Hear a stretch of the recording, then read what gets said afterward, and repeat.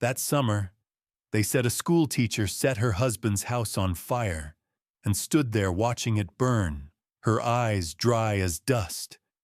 No one asked why, because rumors always run faster than the truth.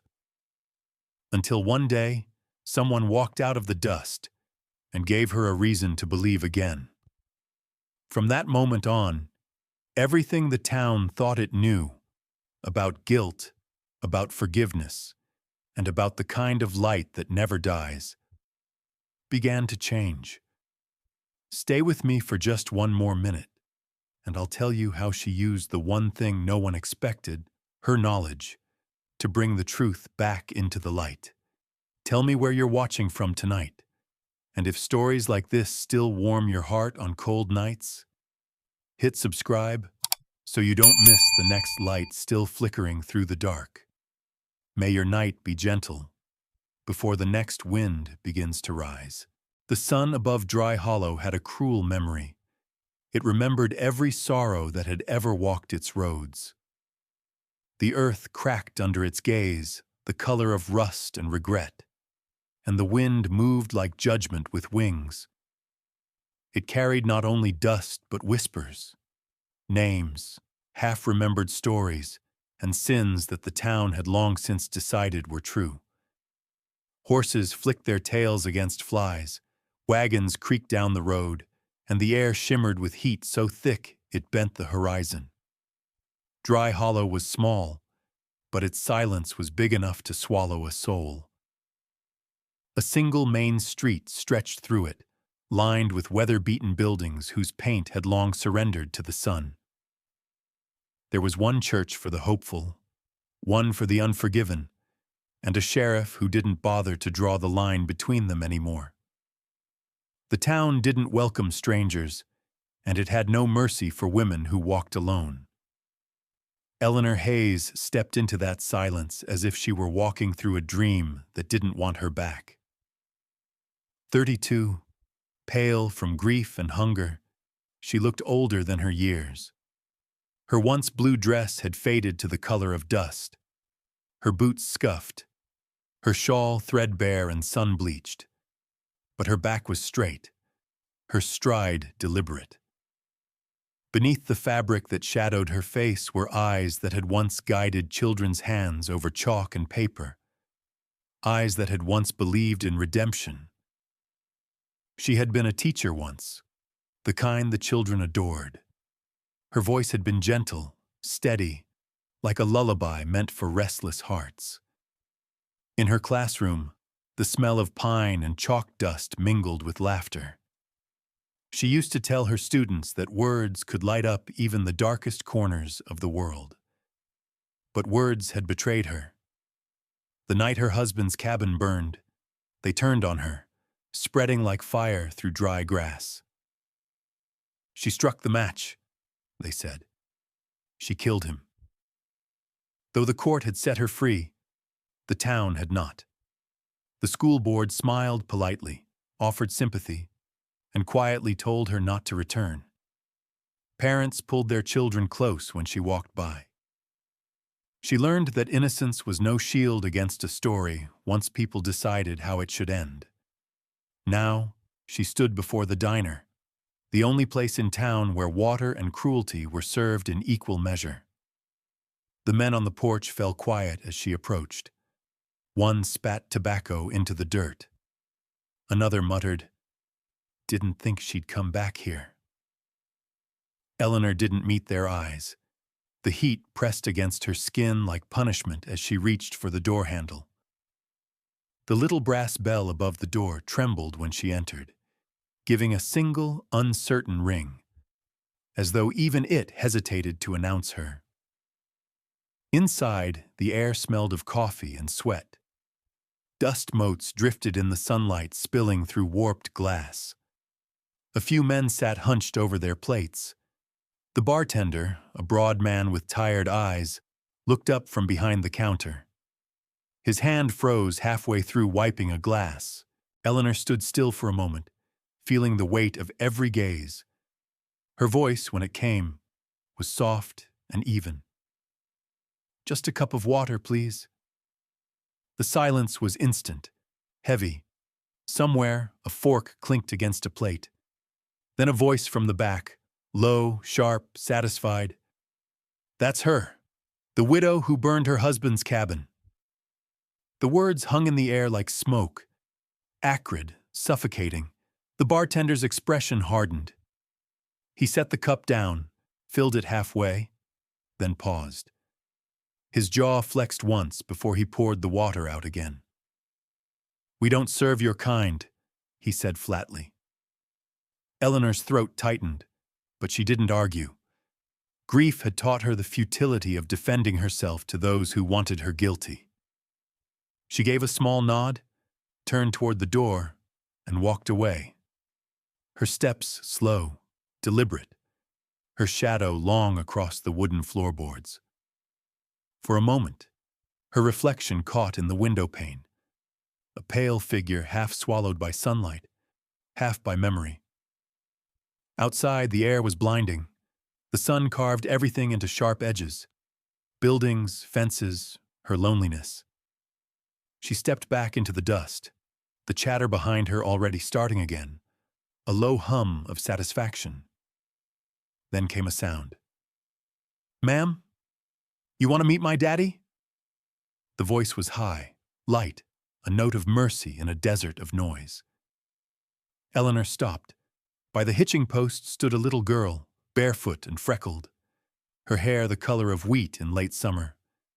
A tattered doll dangled from her arm, its button eye missing, its fabric gray with dust. The girl squinted up through the sunlight, smiling. "You look thirsty," she said simply. "We got water at our place." Eleanor blinked, the world blurring at the edges. She hadn't heard a kind voice in years, not since her classroom, not since the children she'd loved were pulled away from her as though she were something contagious. For a moment, the girl's face seemed to merge with a dozen others she remembered, the little ones who'd brought her wildflowers, apples, stories. The ache in her chest deepened, but it wasn't pain this time. It was something gentler. "What's your name?" Eleanor asked. "Leah Carr," the girl said proudly. "Daddy's fixing the wagon down the road. You can come if you like. He won't mind." Eleanor hesitated, glancing toward the diner. The bartender had come to the doorway, arms crossed, glare sharp enough to cut. "Go on home, kid. Don't talk to her," he barked. But Leah didn't move. She clutched her doll tighter and lifted her chin. "She ain't bad," she said. "She just looks thirsty." The words struck something deep. Eleanor felt her throat close, her eyes sting. She crouched slowly so she could meet the child's gaze. "You shouldn't talk to strangers, sweetheart." The girl frowned, thoughtful. "Daddy says strangers are just people we ain't met yet." That drew a small, trembling laugh from Eleanor, the first in years. It felt fragile, but real. The wind shifted then, brushing her face with the faint scent of rain. She looked down at Leah, at her open expression, her unguarded kindness, and for a fleeting moment, she saw herself as she once was, the teacher who believed that compassion could change even the hardest hearts. "All right, Leah Carr," Eleanor said softly. "Lead the way." The child grinned, sunlight catching in her hair, and reached out her hand. Eleanor took it, the touch small, warm, steady. They walked down the dusty road together, two figures in the golden light, their shadows merging as one. Behind them, the town of Dry Hollow shrank to a shimmer of heat and rumor. Ahead lay the hills, the faint sound of a hammer striking wood, the scent of pine riding on the breeze. Eleanor glanced down at the little girl's hand in hers and felt something she hadn't dared to feel in a long time. Purpose. The wind rose behind them, carrying away the dust, and with it, the name the town had cursed her with, The wagon rattled down the narrow valley road, its wooden wheels creaking like tired bones. Dust rose behind them, curling into the pale light of afternoon, and the hills leaned close on either side as if listening. The air smelled of dry sage and distant rain. Leia sat beside Eleanor, swinging her bare feet, humming to her doll in a soft, tuneless murmur. Each note seemed to carry a small comfort, one that drifted over the ache that had been living inside Eleanor for too long. They passed a line of crooked fence posts, their shadows stretching thin over the golden grass. A hawk circled overhead, its wings gliding through the heat, while the road wound deeper into the folds of the land, twisting and scarred, like something the earth itself hadn't quite healed from. The silence between them wasn't awkward. It was the quiet of two souls who didn't need to fill the space. At last, the wagon crested a hill, and there below lay a small ranch, the wood of its house silvered by time, its porch leaning forward slightly, as though reaching toward any traveler foolish or kind enough to come this far. Ivy curled around the rails, a green persistence against the gray, and beside the porch, a windmill turned lazily, creaking in rhythm with the earth's slow heartbeat. Two horses stood in the paddock, one chestnut, one pale gray, both with their heads bowed as if the day had worn them down too. When the wagon stopped, Leia jumped down with the energy only childhood can summon. "We're home," she called, voice bright against the hush of the valley. The front door opened. A man stepped out, tall, broad-shouldered, with a presence that filled the porch without effort. His hair was the color of worn timber, streaked faintly with gray. His skin was sun-darkened, his jaw strong, and his eyes, pale gray like smoke before rain, carried the stillness of someone who had seen too much and learned not to show it. His shirt sleeves were rolled to the elbows, revealing the tan lines of a man who worked with his hands. He didn't smile, but he didn't scowl either. Leia ran to him, wrapping her arms around his leg. "Daddy, she was thirsty. They threw her out again." The man's gaze lifted toward Eleanor, taking her in without a word. For a long moment, there was only the wind through the grass, the creak of the wagon, and the soft flap of the porch curtain. Then his jaw tightened slightly. He nodded once. "Storm's coming," he said quietly. His voice was deep but even, like gravel softened by years of disuse. "You can stay till it passes." Eleanor lowered her eyes, grateful but guarded. "Thank you," she murmured.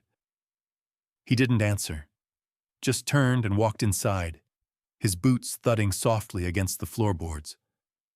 Leia grinned up at Eleanor and tugged her hand. "Come on. He always sounds like that. Don't worry." Inside, the house breathed a kind of stillness that wasn't empty, just paused, like it had been waiting for something it couldn't name.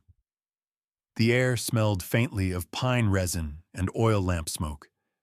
The walls were paneled in wood that had darkened with age, their knots glimmering faintly in the lamplight.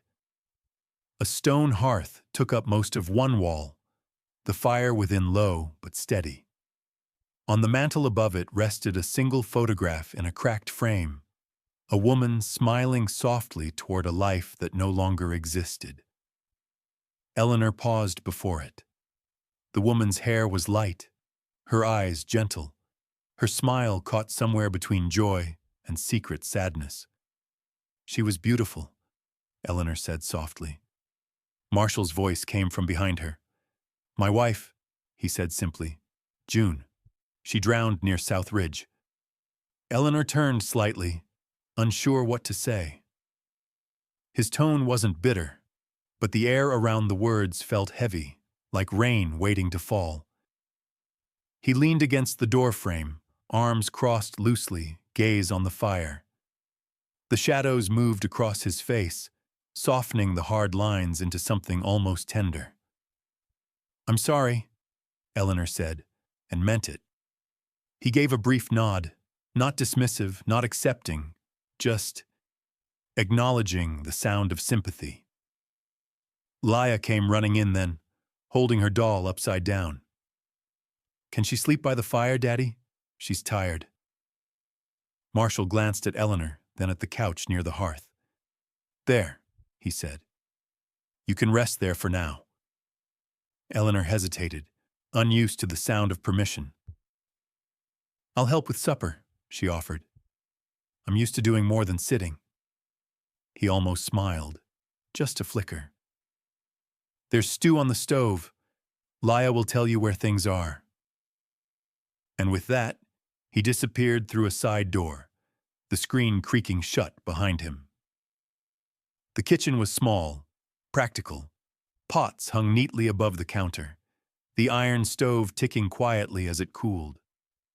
Eleanor moved with quiet purpose, stirring the stew, slicing bread, washing dishes already clean. Every small motion gave her hands something to do, and her heart something to anchor itself to. Laya chattered beside her, talking about the horses, about the mule that sometimes stole her shoes, about how Daddy never smiled but liked when she sang. Her voice fluttered through the house like birdsong in a room long sealed. Eleanor found herself listening, smiling faintly at the child's stories, little pieces of light against the gray corners of memory. By nightfall, the sky had turned copper and violet, clouds rolling heavy over the hills. The wind began to hum through the cracks, carrying the scent of rain. Marshall returned, setting down a coil of rope and brushing dust from his sleeves. "Wind's shifting," he said. "Best we keep the lamps low." Dinner was quiet. Laya fell asleep halfway through a story about her doll's lost button, head resting against Eleanor's shoulder. Marshall sat across from them, silent but not distant. His eyes drifted often toward the window, as if listening to something only he could hear. When the dishes were done and the lamps dimmed, Eleanor sat by the fire, the child curled up on the rug beside her. Outside, the wind grew restless, rattling the windows, whistling through the cracks. The fire popped softly, throwing shadows across the walls. She looked again at the photograph on the mantel. June Carr. The smile was the kind that lingers in a house long after the person is gone. Eleanor wondered what kind of woman she'd been, the kind who laughed easily, or the kind who kept her sorrow quiet until it swallowed her whole. Marshall's footsteps passed in the hallway, then faded. The house seemed to breathe with the wind, old wood creaking, the rafters sighing, the roof shifting as the storm pressed closer. Somewhere deep inside the house, a rocking chair moved once, slow, uncertain, then stilled. Eleanor's eyes stayed open long after the fire burned low. She listened to the sounds of the house and the wind beyond it. And for the first time in years, she wasn't sure whether she was the ghost haunting this place, or if the ghosts had simply been waiting for her to arrive. Morning came gray and heavy, the kind of light that smudged the world instead of revealing it. Fog clung low across the valley, pressing against the barn roofs and drifting through the broken fences. The air still smelled of rain and wood smoke, and every sound seemed distant. The whicker of a horse, the creak of the windmill, the soft, hollow echo of a place that had forgotten laughter. Eleanor stepped into the barn, her shawl drawn tight, her boots sinking into the damp hay. The horses turned their heads as she passed, eyes slow and unreadable. Clover, the chestnut mare with a patient soul, huffed softly and brushed its muzzle against her arm. "Easy, girl," Eleanor whispered. "You look like you've seen storms before." She picked up the broom and began to sweep. The rhythm was steady, comforting. Dust rose in pale ribbons, drifting through the shafts of light like memories that refused to settle. Somewhere outside, she heard the thok, thok, thok of an axe. Steady, relentless. Marshall, cutting wood. Her broom caught on something. The jolt made her pause. She bent down and ran her fingers along the floorboards until she felt the edge of one that shifted beneath her touch. She pried it up carefully, the wood groaning faintly, and a puff of dust rose like breath from the past. Beneath it lay a small bundle of cloth tied with a faded pink ribbon. Eleanor hesitated before lifting it. The fabric was soft, almost tender from age. Inside was a small book, cloth-bound, edges worn thin. Across the cover, written in neat, delicate ink, were the words, June Carr, 1882. Her pulse quickened. She looked toward the barn door. Nothing but wind. Then she sat down on a hay bale, brushed the cover clean, and opened the first page. The handwriting was round and careful, the kind of script that belonged to a woman who believed in beauty even in small things. The early entries were ordinary. Recipes, sketches of the creek, small notes about Leah learning to spell her name. Eleanor smiled faintly at one line. Leah called the moon a lantern tonight. I didn't correct her. But as she turned the pages, the writing grew tighter, darker. The gentle loops of June's hand became slanted, pressed too hard into the paper. The way fear presses into the heart when words won't stay still. He's gone again. The house feels too large when he's away. Sometimes I think I hear someone walking outside, slow, careful, as if counting their steps to match mine. I told him once, but he said it was only the wind. But the wind doesn't watch through windows. Eleanor felt her shoulders tense. Her thumb hesitated on the edge of the page. She glanced toward the doorway, that steady rhythm still outside. Thok, thok. She kept reading. He's been distant lately. I asked where he rides, and he said, nowhere that matters. But it matters to me. There's something in his eyes, not anger, not fear, just a kind of waiting, like he already knows something I don't.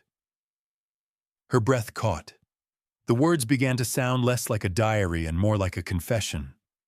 The way June described him, that waiting, that distance, it felt too familiar. Eleanor turned another page, slower this time. He came home after dark. His hands were cold. He said there was trouble near South Ridge, men arguing over land that isn't theirs. He wouldn't look at me when he said it. Sometimes I wonder if love can turn into silence so deep it forgets your name. Her heart sank into her chest. She read the next entry, the one written in hurried, uneven lines, the ink smudged by what might have been tears. If I go to South Ridge tomorrow, I'll take the small path through the trees. It's quieter there. Maybe the quiet will tell me what he won't. If I don't come back by sundown, tell Leah I sang to the trees. The next few pages were blank, the silence between them heavier than words. And then, near the end of the book, she found writing again. But it wasn't June's. The strokes were broader, uneven, carved into the paper like confession rather than ink. She sang to the trees like she said she would. I wasn't there to hear it. June Carr, gone to the water, 2 days before I could find her. May the wind keep her voice when I could not. Eleanor's hand trembled. The letters bled faintly into the paper, pressed too deep, as though written by someone who didn't know how to hold sorrow without breaking it. She closed the book halfway, staring at its edge, at the pink ribbon flattened against her palm. Her mind tried to push away the thought forming at the edges, but it clung, stubborn as smoke. He'd written that. Marshall. He'd read every word. He'd known what she feared, and still, she'd died alone. Outside, the sound of the axe stopped. For a moment, there was only the sigh of wind slipping through the slats.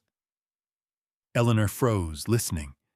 Then the axe struck again, slower this time, deeper, as though each swing was remembering something. She looked through the narrow gap between boards.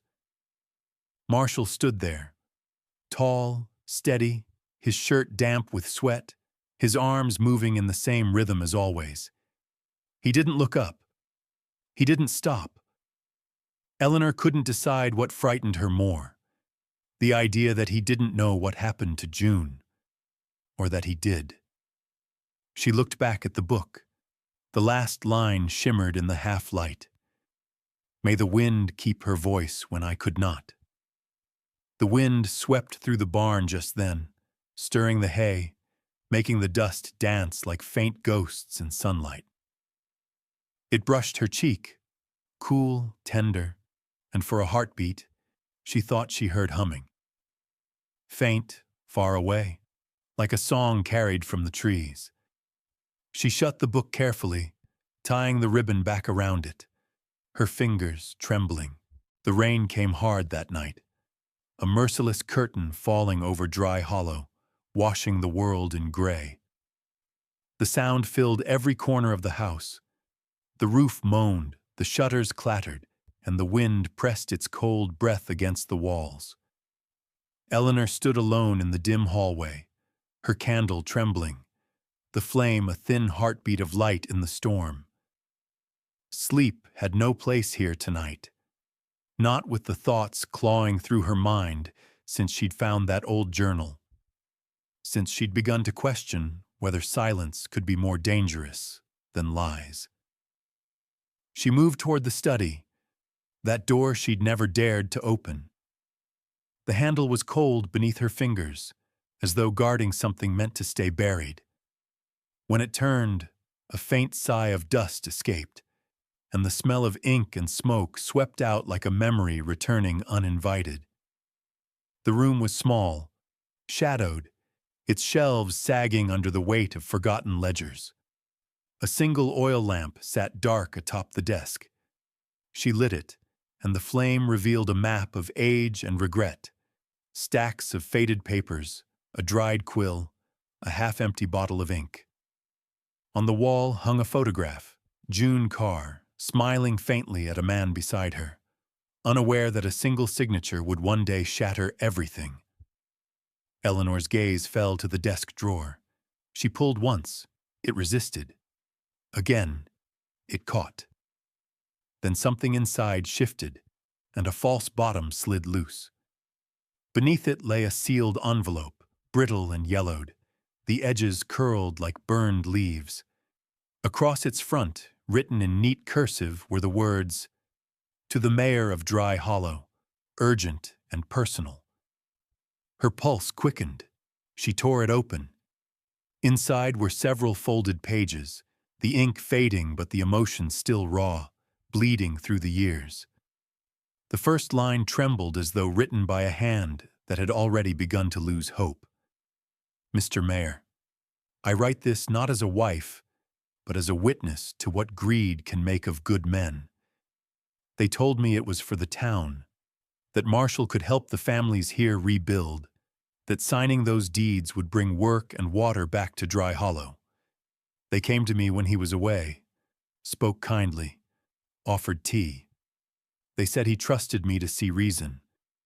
I thought I was helping him, helping all of us." Eleanor's grip tightened.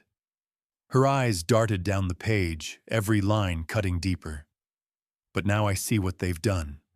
The families who trusted us, gone. Their homes taken, their land fenced, their names erased from records.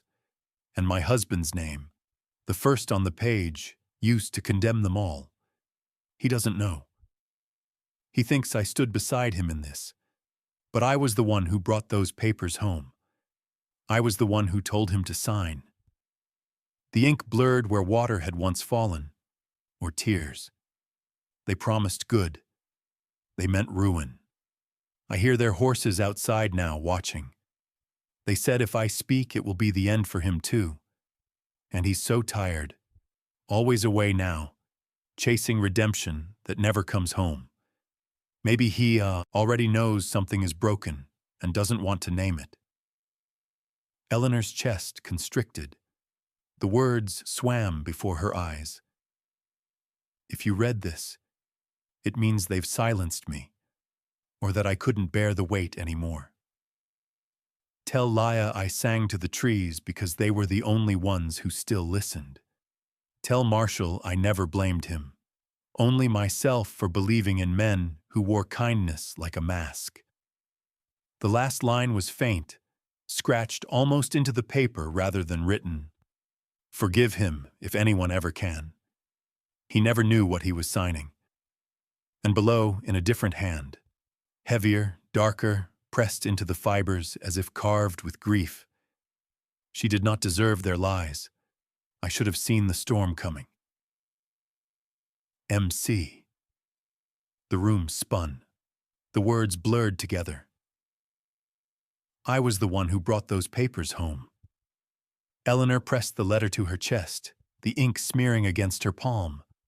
For a long moment she couldn't breathe. The truth had twisted itself again. No longer neat, no longer simple. For years, she had lived on hate alone, believing Marshall Carr was the man who had set her home ablaze and burned her life to ash. Now, in one trembling page, the fire she'd carried was nothing but smoke. The wind struck the windows like a hand. Thunder rolled through the hills. She stumbled to her feet, the lamp nearly toppling. Outside, the storm raged, and inside her, another storm answered. She rushed down the hallway, the letter still clutched in her hand. Her satchel lay by the hearth where she'd left it days ago. She stuffed the letter inside, not thinking, not seeing, only needing to leave, to breathe air that wasn't filled with ghosts and guilt. But then she froze. Laia slept on the rug, her small body curled beside the dying fire. The light flickered across her face, so innocent, so unknowing. The child of two people trapped by the same cruelty. Eleanor knelt beside her. The girl's hand was curled around her doll. Her lips parted slightly in sleep. A faint hum escaped her. The same tune she'd sung that first day in town.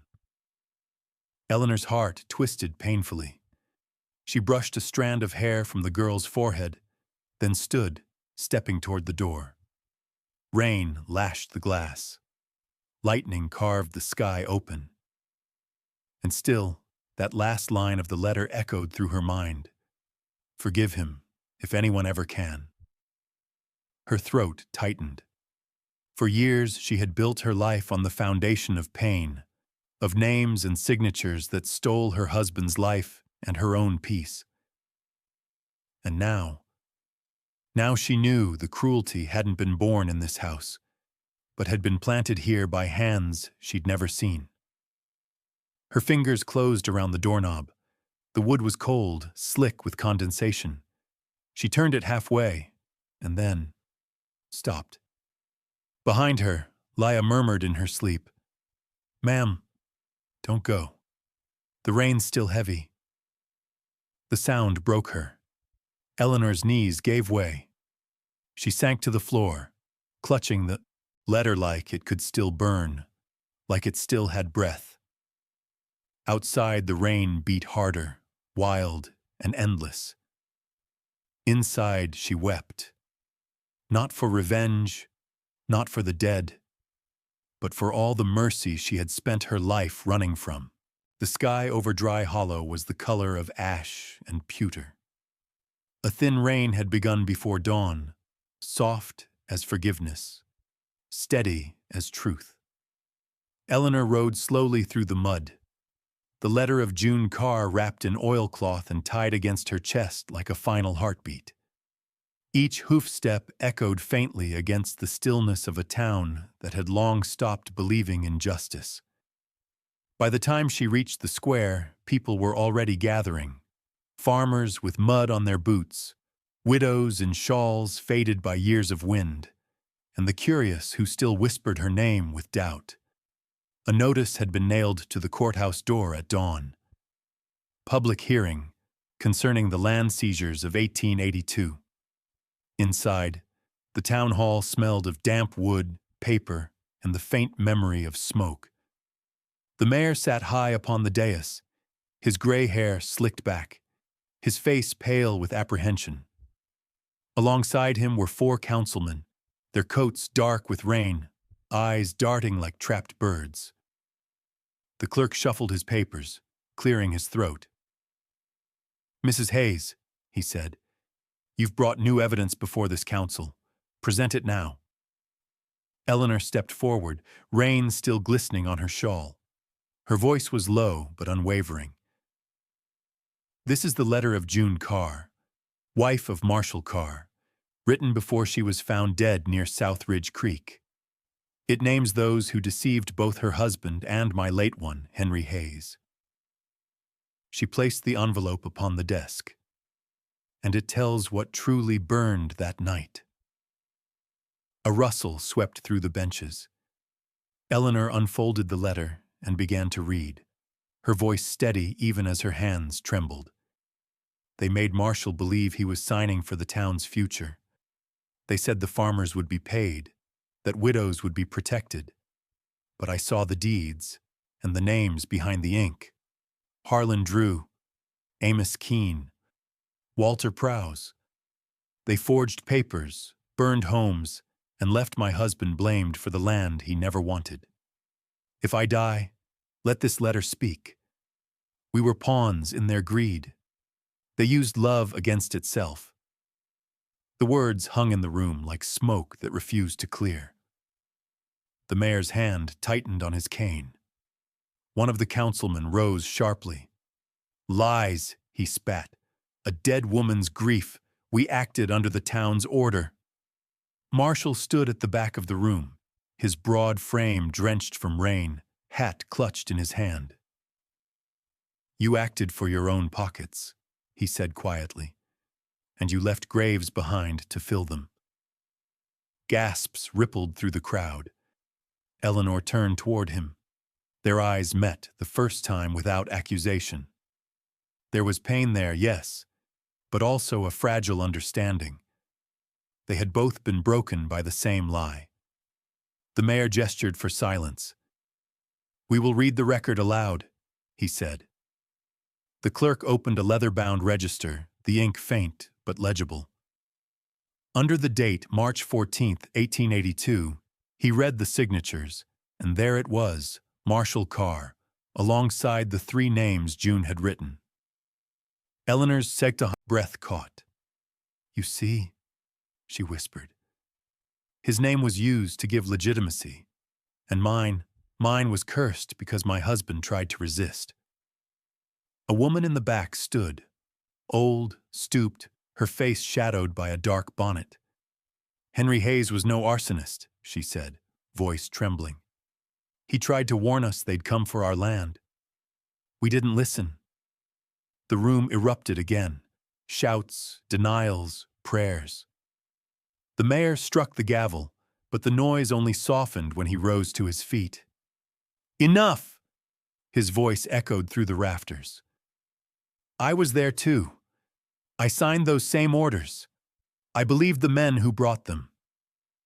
He looked down at the letter in his hand, rainwater from his sleeve soaking its edge. But belief does not absolve guilt.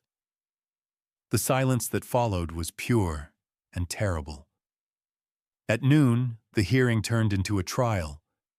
Witnesses came forward, a farmer who had lost his wife that winter, a widow who'd been evicted with her children, a boy who remembered seeing torches in the fields the night Henry's home burned.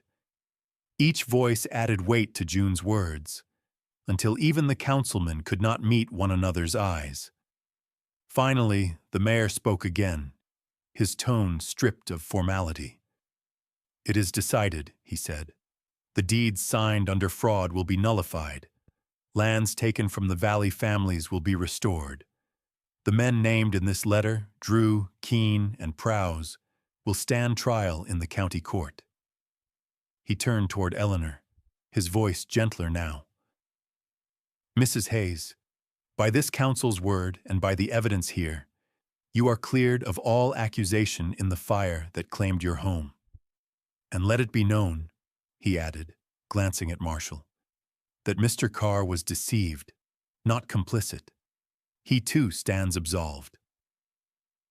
For a moment, no one spoke. Then the hall filled with applause, hesitant at first, then swelling, like thunder breaking after too many silent years. The people of Dry Hollow rose to their feet, the sound echoing beyond the doors, out into the street where rain still fell, soft and endless. Eleanor closed her eyes. She could feel the tears burning their way through the dust on her cheeks. She wasn't sure if it was victory or grief she felt, only that something inside her, something that had been clenched for years, had finally loosened. Outside, the air smelled clean again. The clouds were parting, strips of pale gold falling through like mercy itself. The crowd spilled into the square, cheering as the mayor posted the proclamation on the courthouse door.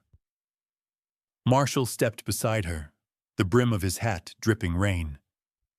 "You did it," he said quietly.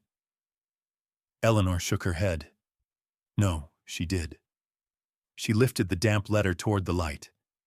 "June gave us back the truth."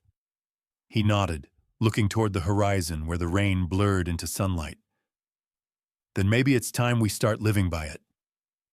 The church bell rang, not mournful this time, but steady, like a pulse, returning to the valley. Children laughed. Farmers clasped hands.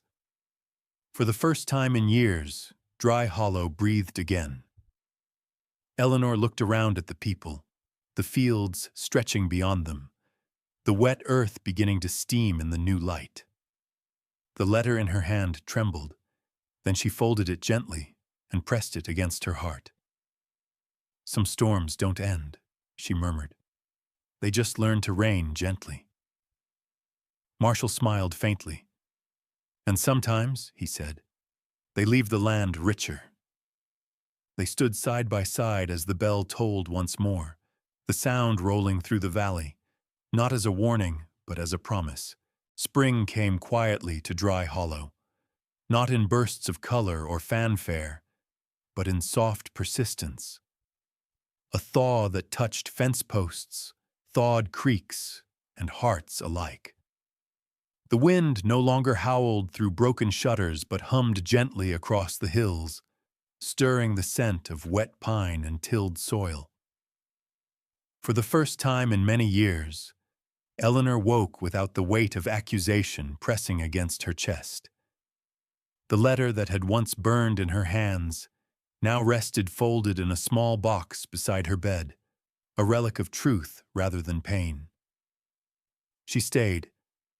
She always thought she would leave once the storm passed, but instead she began to plant things, seeds in the garden, books in the hands of children, trust in the hearts of those who once turned away. The barn loft behind the Carr ranch, once filled with dust and disuse, now smelled of chalk and laughter. She painted the rough planks white, hung up a cracked mirror as a blackboard, and stitched curtains from old flour sacks. Every morning, children came, barefoot, freckled, with pockets full of pebbles and questions. There was Thomas, who always arrived early to feed the chickens before class. Ada, who couldn't spell but loved to draw horses in the margins of her slate. And little Ruthie, shy and tender, who clutched Eleanor's hand every time thunder rolled in the distance. They called her Miss Eleanor now, not that widow, not the accused, but the woman who taught them words like hope and forgive.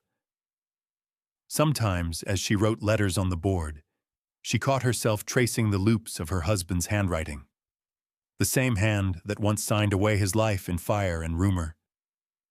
Yet even then, she felt no bitterness. The years had worn her grief into something gentler.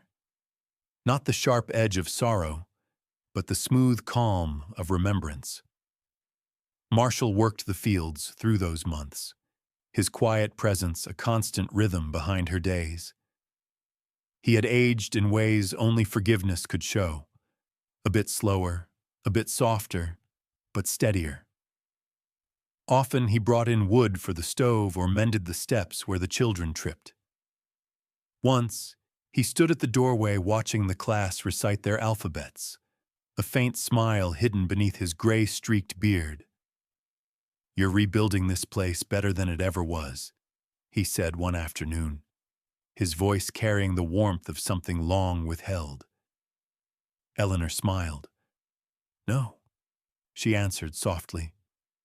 "We're just reminding it what it used to be." By late spring, the valley began to bloom again. Meadows of blue flax rolled along the ridge, and swallows built nests under the eaves of the schoolhouse. Even the townsfolk changed.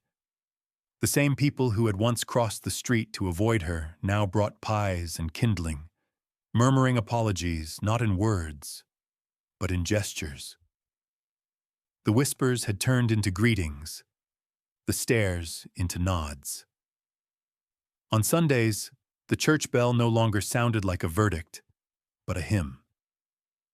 Children ran along the dirt road toward the barn, and Eleanor would stand on the porch, her shawl catching in the wind, her heart light in a way she'd almost forgotten it could be.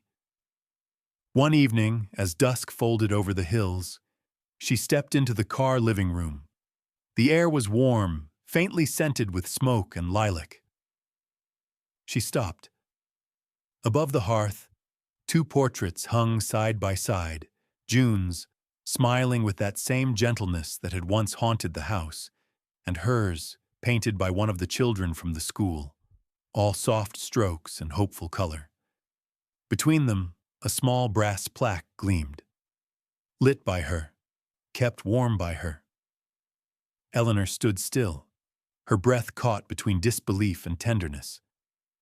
Marshall came up behind her, his steps quiet as the turning of time. "She was the flame," he said, his voice low. "But you kept it alive." He held out his hand. In his palm lay a small pendant, silver, worn smooth by years, shaped like a flame. She turned it over gently. On the back, faint but legible, were the words, "No longer passing through." For a moment, Eleanor couldn't speak. The fire crackled softly behind them, and through the window, the first stars had begun to pierce the blue-gray sky. She looked at Marshall, the man she had once hated, once feared, now standing before her not as the ghost of her pain, but as the quiet proof that mercy could outlast grief. She smiled faintly, the kind of smile that rises after years of holding still. "Then I suppose," she whispered, "I've finally arrived." Marshall nodded, his gaze tender, the light of the fire reflecting in his eyes. "You have," he said simply, "and this house, it's warmer for it." That night, the sky above Wyoming was calm, the stars clear as glass, the world resting after too long a season of storms. Inside, the widow who had once been accused of burning her home sat by the fire she helped keep alive, the pendant warm in her hand, the laughter of children echoing faintly through the open window. Outside, the wind moved through the valley, not as judgment, but as blessing. The old sign at the edge of the ranch still read Carr Homestead, but beneath it, someone had carved 3 new words, weathered but bright: "Home for all." And in that quiet corner of Dry Hollow, where the past had once screamed, peace finally learned to whisper. Sometimes, the hardest battles aren't fought on open fields. but in the quiet corners of our own hearts. Between what the world says we are and what we know still lives inside us. This story wasn't just about loss. It was about what remains after the ashes cool. How a heart, no matter how bruised, can still choose to believe again. And how forgiveness, not loud, not proud, can settle over a soul like spring rain, soft, steady, and life-giving. Maybe we've all stood where she once stood, misunderstood, alone, carrying a weight that wasn't ours to bear. But if we're lucky, someone, or something, comes along to remind us that mercy isn't weakness, and truth always finds its way home. So tonight, wherever you are listening from, I hope you find a little light still burning, a small warmth that says keep going. You're not alone. Tell me where you're watching from tonight. And if stories like this still reach a quiet place in your heart, hit subscribe so you don't miss the next one that flickers gently through the dark. Until then, may peace sit beside you, and may the wind be kind.